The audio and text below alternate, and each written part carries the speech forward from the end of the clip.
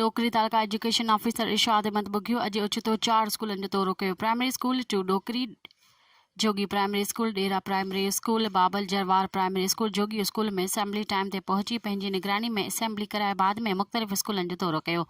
स्कूलनि में हेड मास्तरनि समेत समूरो अमलो मौजूद हो। मामूल मूजिब क्लास हली रहिया हुआ। टीओ इरशाद अहमद बुगियो उस्ताद जी हाज़िरी चेक कई ऐं क्लास विज़िट कया ऐं क्लास में शागिर्दनि ऐं शागिर्दियाणियुनि खां सबक़ ॿुधा ऐं सवाल जवाब पुछा कया।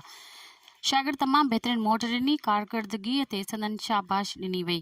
टीओ तालीम स्कूल जे कम मां मुतमिन रहिया ऐं तालीम जी बहितरी लाइ वधीक हिदायतूं पिणु ॾिनियूं ऐं ॻाल्हाईंदे चयो त तालके जी प्राइमरी स्कूल जे हर रोज़ विज़िट करण सां तालीम में बहितरी आई आहे।